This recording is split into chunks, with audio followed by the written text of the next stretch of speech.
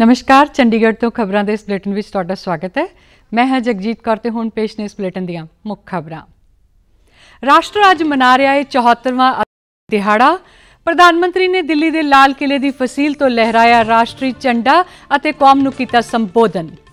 पंजाब के राज्यपाल और चंडीगढ़ के प्रशासक ने चंडीगढ़ के परेड ग्राउंड और हरियाणा के राज्यपाल ने हरियाणा राज भवन विखे लहराया राष्ट्रीय झंडा। पंजाब के मुख्यमंत्री ने मोहाली और हरियाणा के मुख्यमंत्री ने पंचकूला विखे लहराया कौमी झंडा। ते हुण खबरां विस्तार नाल। 74वां आज़ादी दिवस मना रहा है। देश विदेश में सुतंत्रता दिवस नूं मनाउण लई समागम हो रहे हैं। मुख्य समागम नवी दिल्ली विच होया।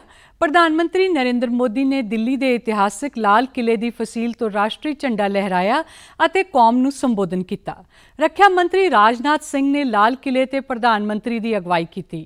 प्रधानमंत्री ने गार्ड ऑफ ऑनर का निरीक्षण किया। गार्ड ऑफ ऑनर की टुकड़ी विच आर्मी, नेवी, एयरफोर्स और दिल्ली पुलिस के अफसर और 24 जवान शामिल सन। लैफ्टिनेंट कर्नल गौरव एस येवालकर ने गार्ड ऑफ ऑनर की अगवाई की।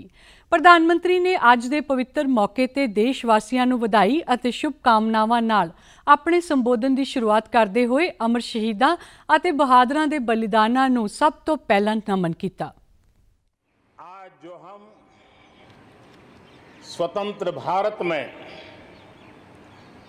सांस ले हैं, उसके पीछे मां भारती के लाखों बेटे बेटियों, उनका त्याग, उनका बलिदान और मां भारती को आजाद कराने के संकल्प के प्रति उनका समर्पण आज ऐसे सभी हमारे स्वातंत्र सेनानियों का, आजादी के वीरों का, नर बांकुरों का,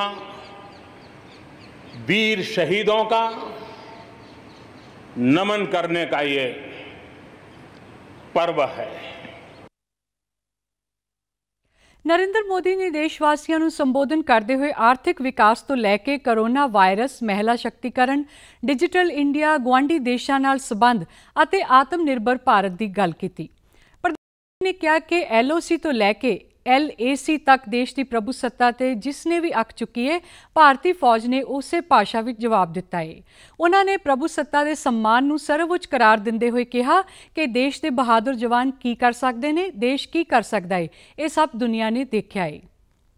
दुनिया इंटरकनेक्टेड है, आज दुनिया इंटरडिपेंडेंट है और इसलिए समय की मांग है कि विश्व अर्थव्यवस्था में भारत जैसे विशाल देश का योगदान बढ़ना चाहिए।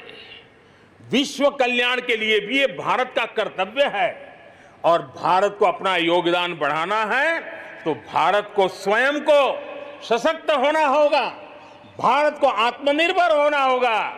हमें जग कल्याण के लिए भी अपने आप सामर्थ्यवान बनाना ही पड़ेगा। प्रधानमंत्री ने कोरोना योद्धियों को नमन किया। उन्होंने आज देश में डिजिटल हैल्थ मिशन शुरू करने का ऐलान किया। प्रधानमंत्री ने कहा कि देश के विग्यानिक कोरोना वायरस की टैसटिंग में लगे हुए हैं और विग्यानिकों वालों हरी झंडी मिलण दे नाल ही उत्पादन शुरू हो जाएगा और लोगों तक ये दवाई छेती तो छेती किवें पहुँचानी है, उसका भी खाका तैयार कर लिया गया। प्रधानमंत्री ने आत्मनिर्भर भारत का संकल्प दोहराया और लोगों को लोकल उत्पादों को हुलारा देने लई भी कहा। चंडीगढ़ में सुतंत्रता दिवस के संबंध में हुए समागम दौरान पंजाब के राज्यपाल और चंडीगढ़ के प्रशासक VP सिंह बदनौर ने राष्ट्रीय झंडा लहराया। उन्होंने गार्ड ऑफ ऑनर का निरीक्षण किया। इस मौके हुई परेड की अगवाई चंडीगढ़ पुलिस के राष्ट्रपति मैडल विजेता DSP राम गोपाल ने की। इस मौके संबोधन करदियां ने कहा कि इस समय देश कोविड-19 जही महामारी का सामना कर रहा है, जिसने सारे देश लिए सेहत संकट पैदा कर दिता है। उन्होंने कहा कि इस कठिन समय दौरान सब नूं मजबूत विश्वास नाल इकट्ठियां अगे आउण दी लोड़ है। With a strong belief that better days are ahead of us.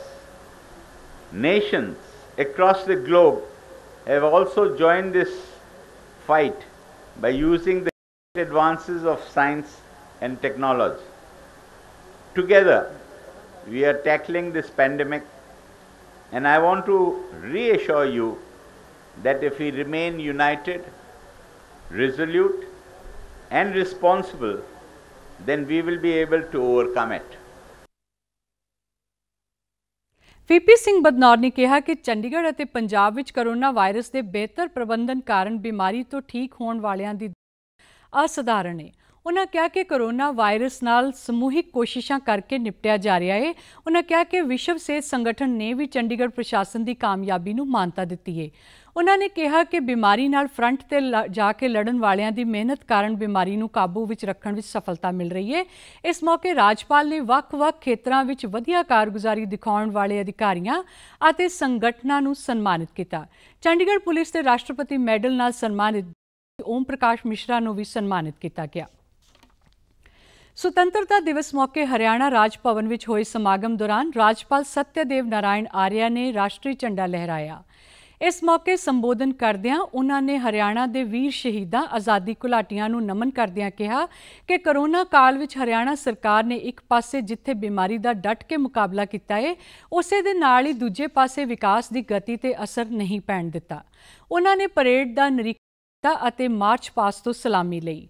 ਉਨ੍ਹਾਂ ਕਿਹਾ ਕਿ ਇਸ ਵੇਲੇ ਪੂਰਾ ਸੰਸਾਰ ਕੋਰੋਨਾ ਦੀ ਬਿਮਾਰੀ ਨਾਲ ਲੜ ਰਿਹਾ ਹੈ। ਅਜਿਹੇ ਸਮੇਂ ਵਿੱਚ ਬਿਮਾਰੀ ਤੋਂ ਬਚਾਅ ਲਈ ਡਾਕਟਰੀ ਅਮਲਾ ਅਤੇ ਫਰੰਟ ਤੇ ਜਾ ਕੇ ਕੰਮ ਕਰਨ ਵਾਲੇ ਲੋਕ ਵਧਾਈ ਦੇ ਪਾਤਰ ਨੇ। ਸਤਿਆਦੇਵ ਨਾਰਾਇਣ ਆਰਿਆ ਨੇ ਕਿਹਾ ਕਿ ਕੋਰੋਨਾ ਯੋਧਿਆਂ ਵੱਲੋਂ ਕੀਤੀ ਮਿਹਨਤ ਕਾਰਨ ਹੀ ਹਰਿਆਣਾ ਵਿੱਚ ਕੋਰੋਨਾ ਨਾਲ ਮਰਨ ਵਾਲਿਆਂ ਦੀ ਦਰ 1.14% ਤੇ ਹੀ ਹੈ, ਜਦਕਿ ਰਿਕਵਰੀ ਦਰ 83% ਤੋਂ ਵੀ ਵੱਧ ਹੈ।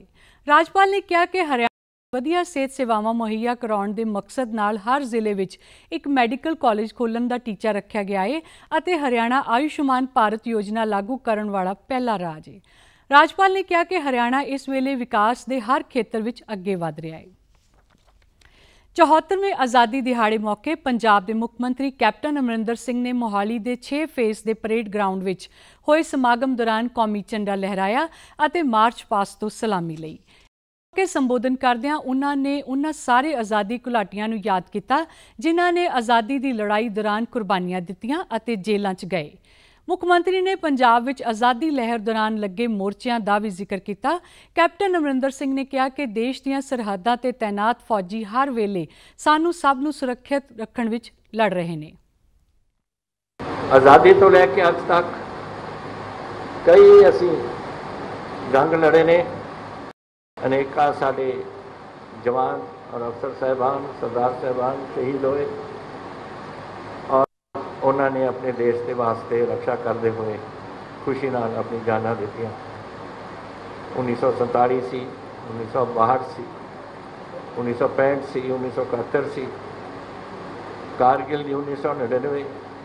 तो ये सारिया गल्लां और उन्होंने जिन्हां दा नाम भी घट जाते हैं उन्होंने अपने देश वास्ते, देश की रक्षा वास्ते, अपने वास्ते, ताकि आप सुरक्षित रह सकें। कोविड-19 महामारी की गल करदियां मुख मंत्री ने कहा कि सारा मैडिकल स्टाफ ਅਤੇ ਇਸ ਸੰਕਟ ਸਮੇਂ ਹੋਰ ਡਿਊਟੀਆਂ ਨਿਭਾਉਣ ਵਾਲੇ ਕਰਮਚਾਰੀਆਂ ਦੀ ਮਿਹਨਤ ਕਾਰਨ ਹੀ ਅਸੀਂ ਸੁਰੱਖਿਅਤ ਹਾਂ ਅਤੇ ਉਹ ਵਧਾਈ ਦੇ ਪਾਤਰ ਨੇ। ਮੁੱਖ ਮੰਤਰੀ ਨੇ ਸੰਕਟ ਕਾਲ ਦੌਰਾਨ ਸੇਵਾ ਨਿਭਾਉਣ ਵਾਲੀਆਂ ਸਵੈ ਸੇਵੀ ਸੰਸਥਾਵਾਂ ਅਤੇ ਹੋਰ ਜਥੇਬੰਦੀਆਂ ਦਾ ਵੀ ਧੰਨਵਾਦ ਕੀਤਾ। उन्होंने कहा कि किसानों ने संकट के चलदियां वाधू अन्न पैदा करके अन्न सुरक्षा नूं कायम रखा है। आज़ादी दिहाड़े मौके हरियाणा के मुख मंत्री मनोहर लाल ने पंचकूला विच कौमी झंडा लहराया और परेड तो सलामी लई। इस मौके प्रदेश वासियों के आज़ादी दिहाड़े दीआं शुभकामनावां दिंदे होए मुख मंत्री ने कहा कि सब ने मिल के कोरोना की रफ्तार नूं रोकिया है पर सब के हौसले बरकरार ने। उन्होंने कोरोना योद्धियां वल्लों निभाईआं जा रहीआं सेवावां नूं मानवता की सेवा का दर्जा दिता। कोरोना ने हमारी रफ्तार को जरूर रोका है पर हमारे हौसलों को नहीं रोक पाया है। इस हौसले को बनाए रखने और इस महामारी को निपटने में अपनी जान की परवाह न करते हुए अनेक कोरोना वॉरियर्स ने मानवता की महान सेवा की है। उसमें डॉक्टर्स, नर्सेज, वॉलंटियर्स, अन्य चिकित्सा स्टाफ, समाज सेवक, पुलिसकर्मी, सफाई कर्मी, आंगनवाड़ी कार्यकर्ता आदि बहुत से ऐसे बंधु शामिल हैं मैं इस निस्वार्थ सेवा के लिए उन सभी का अभिनंदन करता हूं, धन्यवाद करता हूं। मनोहर लाल ने इस मौके सरकार ਵੱਲੋਂ ਚਲਾਈਆਂ ਜਾ ਰਹੀਆਂ ਭਲਾਈ ਯੋਜਨਾਵਾਂ ਦਾ ਜ਼ਿਕਰ ਕਰਦਿਆਂ ਕਿਹਾ ਕਿ ਮਹਾਮਾਰੀ ਦੌਰਾਨ ਵੀ ਲੋਕ ਭਲਾਈ ਦੇ ਕੰਮਾਂ ਵਿੱਚ ਕੋਈ ਖੜੌਤ ਨਹੀਂ ਆਈ ਹੈ। ਮੁੱਖ ਮੰਤਰੀ ਨੇ ਆਜ਼ਾਦੀ ਦੀ ਲੜਾਈ ਦੌਰਾਨ ਬਲੀਦਾਨ ਦੇਣ ਵਾਲੇ ਸ਼ਹੀਦਾਂ ਨੂੰ ਯਾਦ ਕਰਦਿਆਂ ਕਿਹਾ ਕਿ ਉਹਨਾਂ ਦੀ ਦੇਸ਼ ਕਾਰਨ ਹੀ ਨਾਗਰਿਕਾਂ ਨੂੰ ਆਜ਼ਾਦੀ ਮਿਲੀ ਹੈ। ਮੁੱਖ ਮੰਤਰੀ ਨੇ ਕਿਹਾ ਕਿ ਇਹਨਾਂ ਦੇਸ਼ ਭਗਤਾਂ ਵੱਲੋਂ ਕੀਤੀਆਂ ਕੁਰਬਾਨੀਆਂ ਨੂੰ ਯਾਦ ਰੱਖਦੇ ਹੋਏ ਸਾਨੂੰ ਸਭ ਨੂੰ ਆਜ਼ਾਦੀ ਦੀ ਰੱਖਿਆ ਦਾ ਪ੍ਰਣ ਲੈਣਾ ਚਾਹੀਦਾ ਹੈ। 74ਵਾਂ ਆਜ਼ਾਦੀ ਦਿਹਾੜੇ ਤੇ ਦੂਰਦਰਸ਼ਨ ਚੰਡੀਗੜ੍ਹ ਦੇ ਅਧਿਕਾਰੀਆਂ ਅਤੇ ਕਰਮਚਾਰੀਆਂ ਨੇ ਇੱਕ ਦੂਜੇ ਨੂੰ ਵਧਾਈ ਦਿੱਤੀ। ਕੇਂਦਰ ਪ੍ਰਮੁੱਖ ਡਾਕਟਰ NS ਮਿਨਹਾਸ ਨੇ ਕੌਮੀ ਝੰਡਾ ਲਹਿਰਾ ਕੇ ਸਲਾਮੀ ਦਿੱਤੀ। ਦੂਰਦਰਸ਼ਨ ਦੇ ਅਧਿਕਾਰੀਆਂ ਤੇ ਕਰਮਚਾਰੀਆਂ ਨੇ ਇਸ ਮੌਕੇ ਮਠਿਆਈਆਂ ਵੰਡ ਕੇ ਖੁਸ਼ੀ ਦਾ ਇਜ਼ਹਾਰ ਕੀਤਾ।